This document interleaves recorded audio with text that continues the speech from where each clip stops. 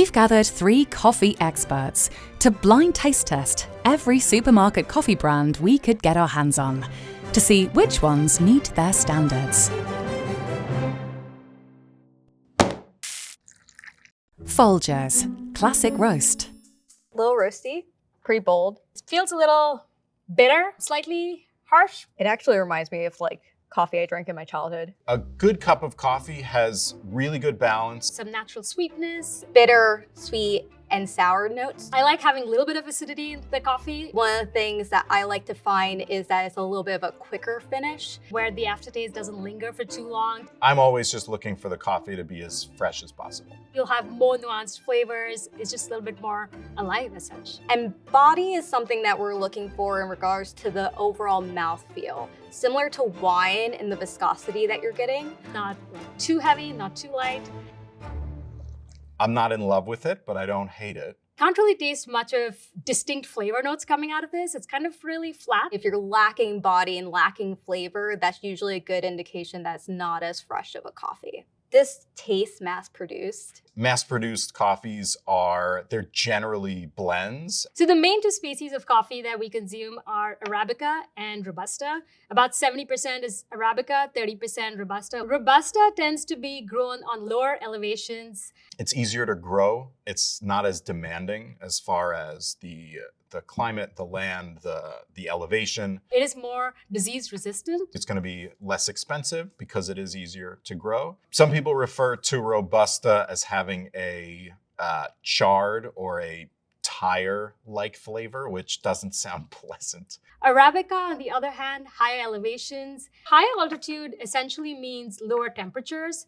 And so essentially the coffee cherries itself, it's like slower development for them to ripen, which essentially means more sweetness, more flavors, a little bit more like organic acids. Robusta is twice the caffeine content. Mass-produced coffees can have a little bit of Robusta just to sort of bring the cost down. This is not roasted yesterday or last week, if I'm being nice. Probably something in a can. Is this like Folgers or? Folgers.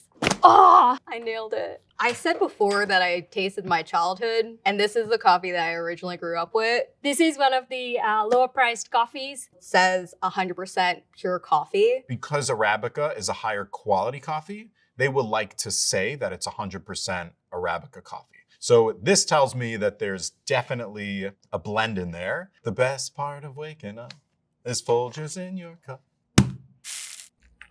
Lavazza Classico. This one smells a little bit more mellow, which is really nice.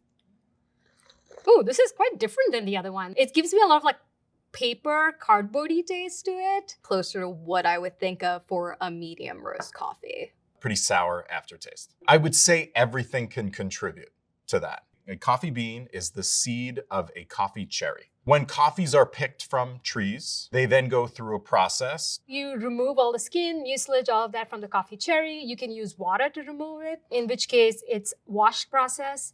That tends to be a bit cleaner. You get more clarity from the coffee itself. The other option is going to be a natural coffee. The coffee is fermented with the mucilage, the pulp, and the skin still intact. The seed has actually been in contact with the fruit, with the skin, with the mucilage for a longer time. It has a tendency to taste a little bit fruitier because it actually does retain the flavor. It's a much more expensive process. It doesn't happen very frequently. Acidity can change over time as your coffee cools. I almost enjoy it more that it's cooled. Right now I'm getting a little bit of acidity from it, like a little bit of fruitiness. Lavazza? Or Illy? Lavazza? No. It's Lavazza. So this is a classic medium roast Italian style Arabica Robusta blend. Difference that I felt in the taste is coming from the Robusta part of it. This little bit of paperiness. While the aftertaste was lighter than the Folgers, I still preferred the Folgers for just a little bit more overall balance. It's not one that I would go out of my way to have. It was fine. Starbucks Pike Place Roast. This is having a little bit more of a roastier smell to it. I am not going to like this coffee. Feels like a slightly darker roast, possibly. The bitter aspect is shining a little bit higher on here. It doesn't taste good.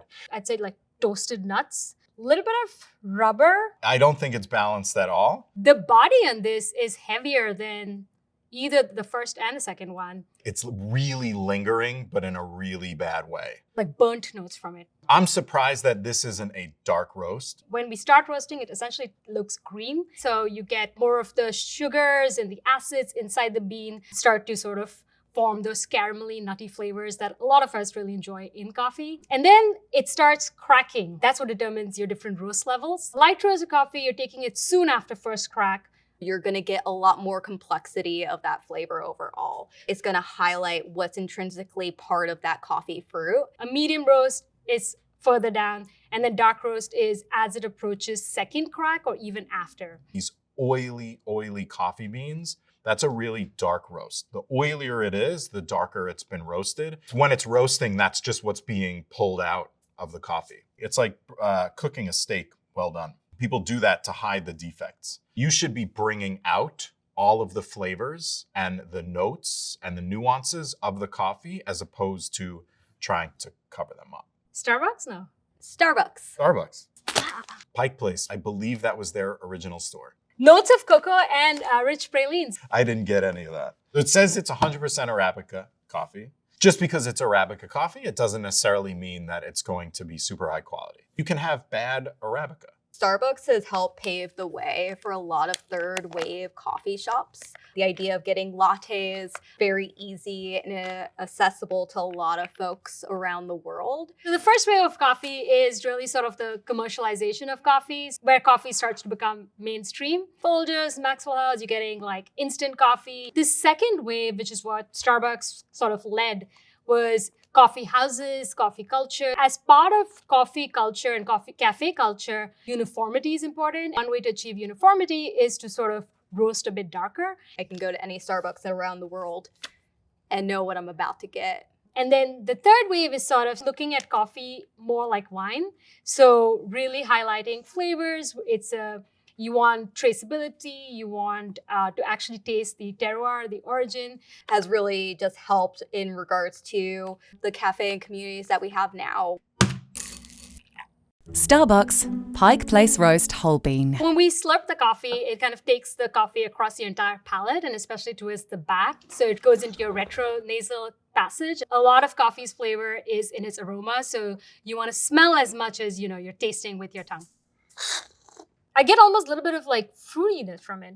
It's more drinkable than the last one. Less bitterness. Is giving me kind of those like chocolate nutty tones that I'm really looking for. Really balanced, which I'm actually really enjoying. I wouldn't call it balanced. This also feels slightly fresher. When a coffee is fresher, the flavor profile, the notes will be a lot more present. Whole bean coffee will taste much fresher than ground coffee. The minute you grind the coffee, you've suddenly exposed your coffee to a lot of oxygen. It feels kind of light, this coffee. Aftertaste is really short on it. It's actually already ended, so which is really pleasant. There's definitely a really nice viscosity to it. There's a nice like level of how it's hitting my palate. Oh, okay. This is whole bean. Wow, okay. I mean, it's night and day compared to the last. I mean, it's the same coffee, but it's just whole bean. Like this finish is so much nicer. That is amazing. Think of it similar to if you cut an apple and leave it on your table for a very long time. Is it as enjoyable? No. With whole bean coffee, the nice thing is that once you taste it, with whichever method you brew, you can adjust the grind size the next time you brew it. So if you want to get it slightly more, you want to get more flavor out of it, extract it more, you can go a bit finer with it. And on the flip side, you can kind of go coarser with it as well. When you're brewing a French press, you have to use very, very coarse ground coffee. And that's because the coffee will sit at the bottom of a French press for about 6 minutes. Espresso is very finely ground. It's combined with pressure and hot water for about 30 seconds. So the longer water is in contact with the coffee, the more coarse it should be. And this is dark. This is not medium. You can see the oil. The longer you roast it, the more of the oils come out of the actual coffee. Chock full of nuts, original. It definitely smells over roasted. A lot more bitterness from this. It's flat. I don't love it. A lot of smokiness as well, like rubber leather. It has a weird vegetal flavor to it. I'm getting a lot of acidity on the sides of my tongue. It's not a wonderful aftertaste. So this one looks like it's roasted a bit too dark, whereas when it's lighter roasted, you might get sometimes if it's too light, it might be a bit peanutty or a bit more like hay or grass. This tastes a lot more like Folgers, the first one we had. It's drinkable. It's probably not drinkable when it cools down a little bit further. Is it one of those choco nuts? Choco nuts, right? Chocolate nuts. Oh, this makes sense.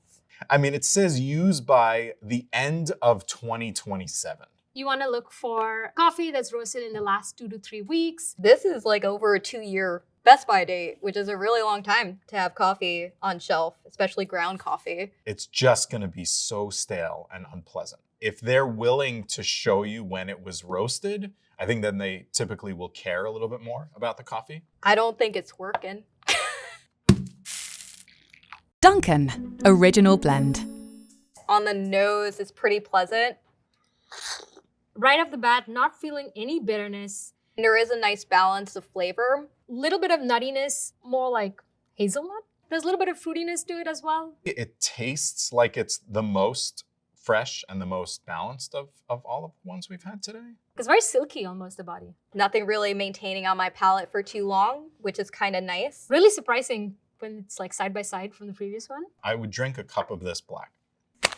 Oh, look at that, Dunkin. I love that. If I'm in a pinch, 100% I will get Dunkin over Starbucks any day of the week. I still like the ground Starbucks more because it had a little bit more complexity of flavor in that one. America runs on, well, it's not necessarily Dunkin, but on coffee. America runs on coffee, that's for sure. The United States consumes about 3 to 4 billion pounds of coffee annually.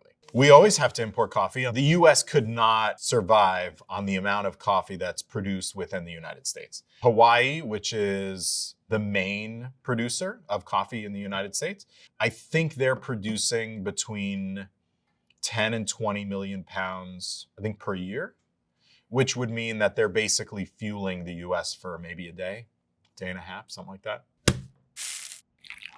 Dunkin Colombian. This coffee is pretty roasty, right off the nose. You can also kind of see that there's like a little bit of a film on top of it, which usually is an indication that the beans might be a little darker, might have a little bit of oiliness to it when brewing. So right now I'm getting back inside of my tongue and a little bit on just the full back of my tongue, which would be an indication that I'm getting both acidity and bitterness. So those are standing out a lot more. At first taste, I'm actually enjoying the cup of coffee. Pretty light in regards to body. Is it like a Colombian coffee?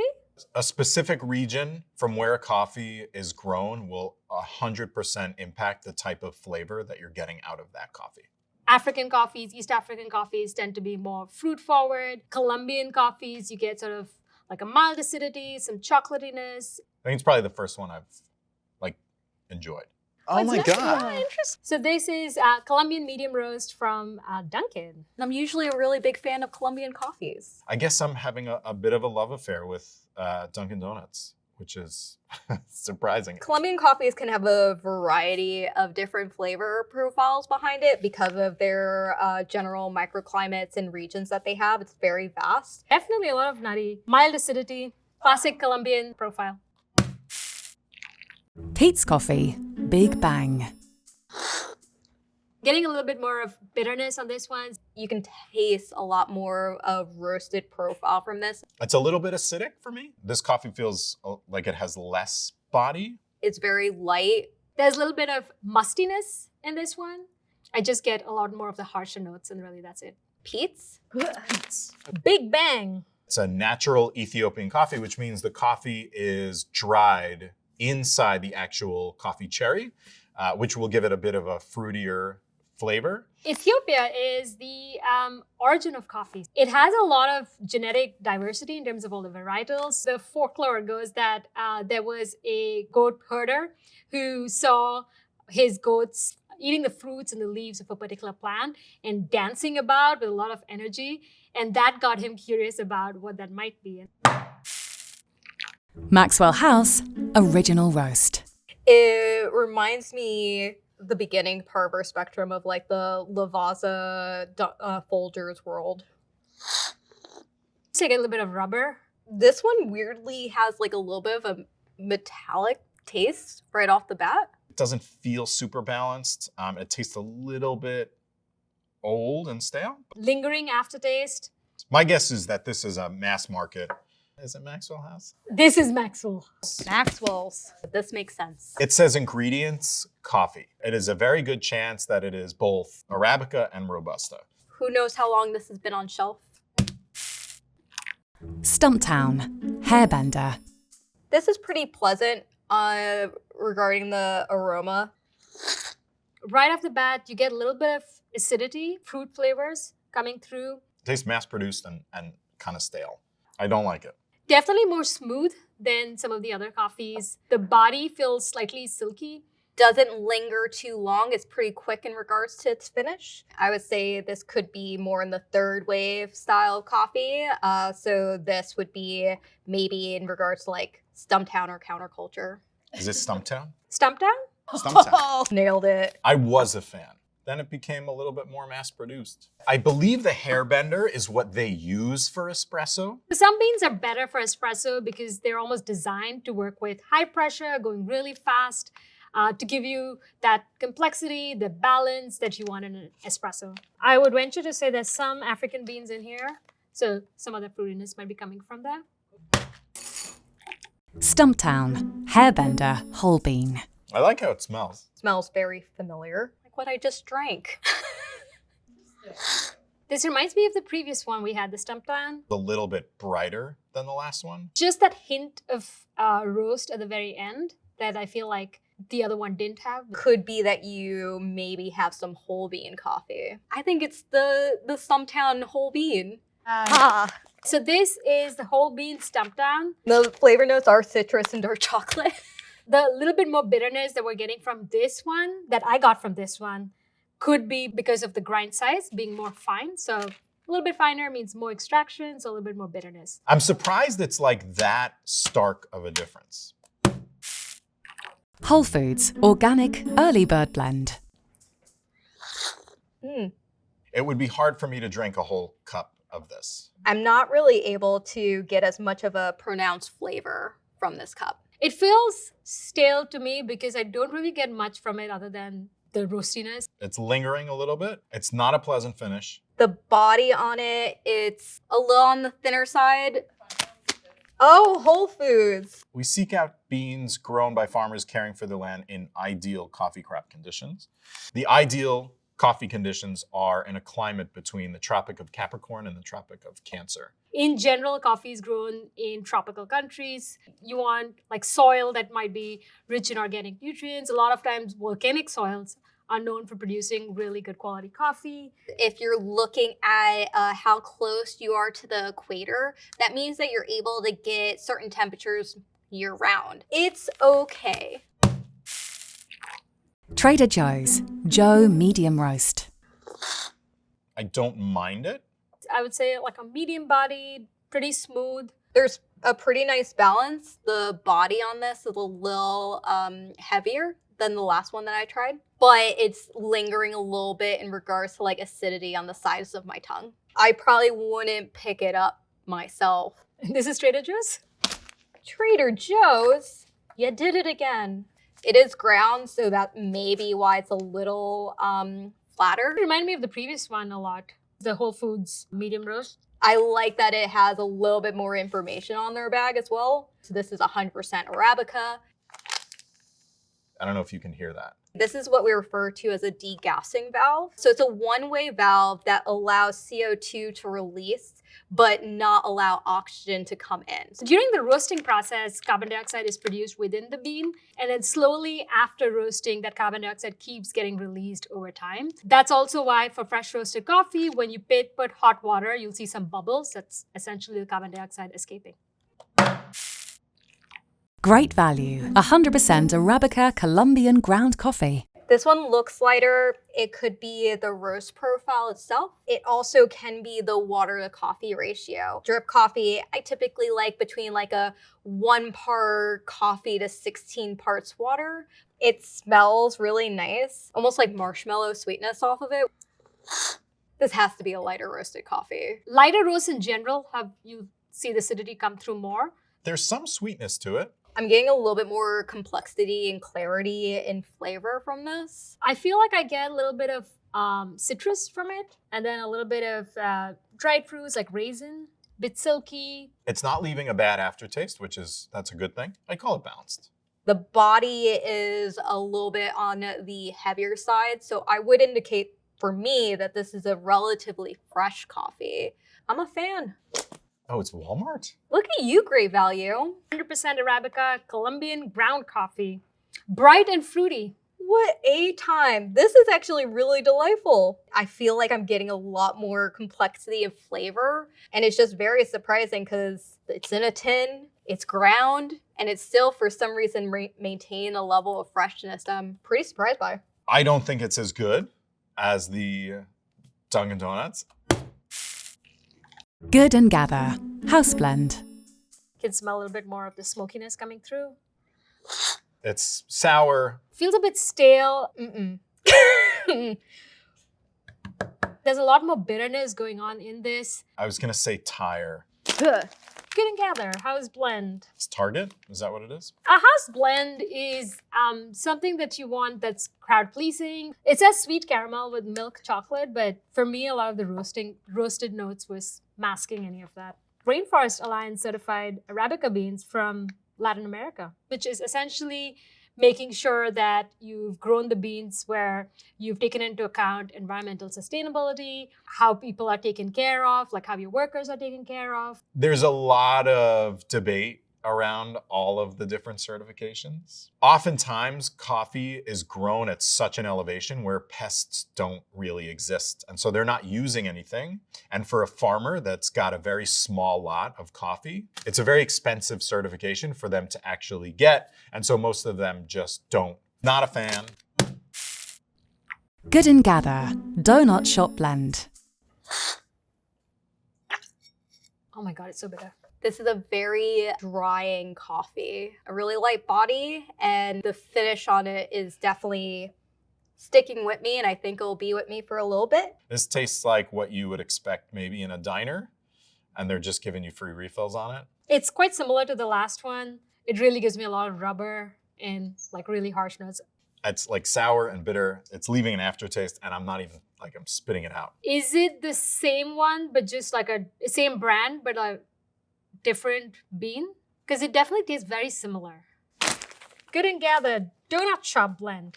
Target. Sometimes when folks are naming their blends, it might be more of an indication of what would be a good pairing.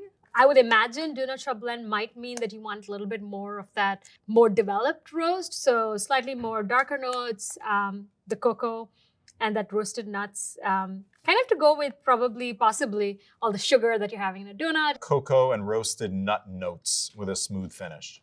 I would not call the finish smooth. It did not sit well. It says 100% satisfaction guaranteed or your money back. Could you return this?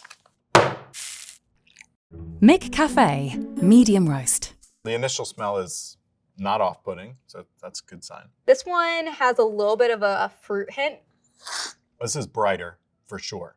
Toasty notes in there. It's like more floral, almost lighter on your tongue. The aftertaste on this one doesn't linger as much as the previous ones. Almost like stone fruity tones to it, which I really enjoy. It's a fairly pleasant finish. This is definitely a different processing method than what we've been trying. Heavier body on the palate, which is also an indication of like the processing method. This is a big boy. Yeah, it's surprising. It is known for having really good fast food coffee, yeah. I would drink this cup of coffee. I like the Dunkin' Donuts more. This one, for me, is more bitter. There's no indication of the processing method on here. It does say that it's 100% Arabica coffee. I would be intrigued to know if there's something else that they are doing with this coffee to make it taste like a little bit more fruit forward. Between this one and the Great Value Colombian coffee, I think I like the Great Value Colombian coffee more, just because it had a little bit more pronounced flavor to it. But this is still pretty good. La Colombe Nizza. Right from the smell for this one, you get a little bit of like darker roast notes. The aroma has a little bit of like almost like a caramel undertone, which is really nice. Don't get much sweetness. It's kind of bland to me a little bit. A lot of bitter, harsh notes on it. There's more body to this one for sure than the last one. The heaviest body that among all the coffees so far. Almost like whole milk level of like body. It could be that the ratio asks for more, or this has Robusta or something in it. There's a bit of an aftertaste, which I don't love. It sort of just linger for a really long time. Oh, I'm gonna get in trouble. La Colombe. These guys have built a really great brand. And they're owned by Chobani. I would say they would classify themselves as third wave. And this one seems to have coffees from Latin America and East Africa. I'm surprised by the body for this. It is ground, so maybe there's a different whole bean version that I'll enjoy more. 8 o'clock Original. There's a little bit of toastiness that I'm getting from the aroma, possibly a little sweetness too underneath. This is pretty balanced, which is really nice. It's a little bit flat. There's not much body to it. It could totally be a sign of staleness. I don't really like this one. It's a very quick finish. Is it like 8 o'clock or something? It is 8 o'clock. Okay. It says Arabica. Not all Arabica is created equal. For like more mass-produced coffees, the difference starts right from what coffee cherries you're picking. So you might not be picking just the ripest cherries. Could be even machine-picked, not really sorting it. New England Coffee Breakfast Blend. This one smells really nice. The aroma on this is pretty pleasant. Again, like nuttiness. I get some walnuts, a little bit of smoky flavor as well. But the flavor is really watered down. It's not an exciting coffee. Harsh notes towards the end. The body is a little thin. It tastes flat. The finish doesn't linger as much as the previous one. It's pretty mild overall. It is freshly ground, 100% Arabica coffee. Small company, big coffee. New England Coffee. They were established in 1916. Intelligentsia House Blend. This one's a little funky. There's an undertone of fruit. It's a little bit sour. Not getting that much of, smokiness or like some of those bitter roast flavors. It's unexpected. I get a little bit of acidity as well from this. A little bit of like lemoniness. Definitely more balanced than the last few. The body on this is a bit thicker than the one previous, which is kind of nice. To get a well-balanced blend, the process that we follow to blend beans is normally you want like one base layer that's kind of giving you the foundation for your blend. And then you're looking for other elements that might add acidity, might add sweetness. It also does actually look lighter, especially at this angle. Probably the lightest I think that we've seen so far. It would probably have to do with the roast. I like this. I get like graham cracker, some caramel in this. Oh, is it Intelligentsia? Intelligentsia. Oh, Intelligentsia. It is a light roast, so that I got. You can kind of see it in the color. Notes of red apple and caramel, delightful. They definitely pioneered specialty coffee. They were purchased a while ago by the same company that bought Stumptown and Peet's. Caribou Coffee Caribou Blend. Feel like we've come back to the beginning a little bit. Oh, wow. Big contrast from the previous one. There's a heaviness to it for sure. The roasted quality on here is a little like overpowering. It's really bitter. Lingering aftertaste. I could power through a cup of this, but I would have to add cream and sugar. Caribou?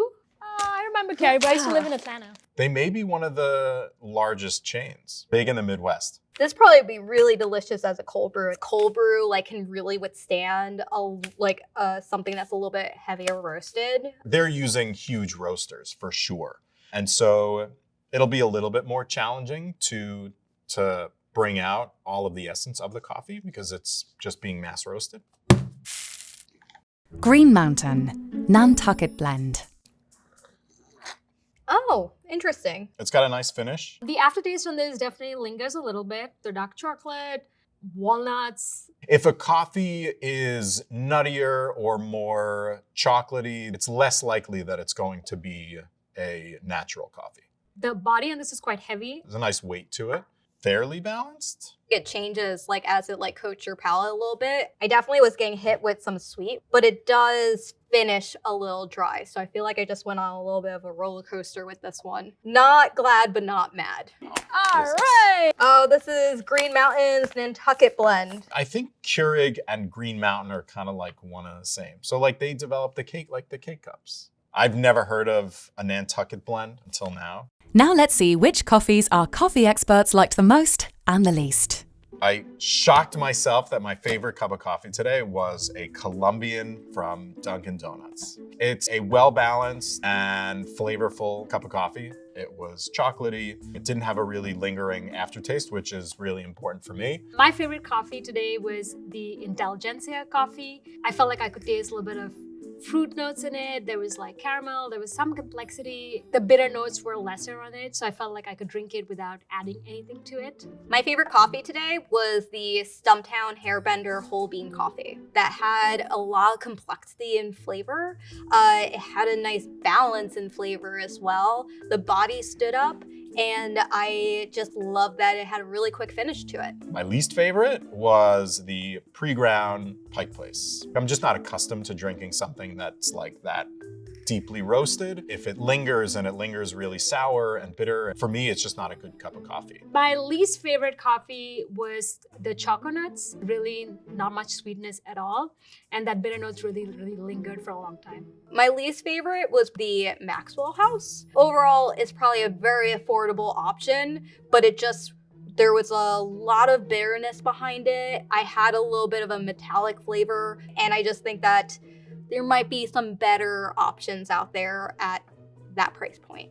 While coffee can be graded in a very objective way, at the end of the day, it comes down to what you like. That is very personal. My mom would buy Dunkin' Donuts coffee. She would throw it in the fridge and then microwave it the next morning. And if that works for her, I can't tell my mom that she's wrong. If you like that sweetness, that little complexity, lighter roast might be right up your alley. And that way you also don't have to add much milk or sugar to kind of cut down some of that bitterness.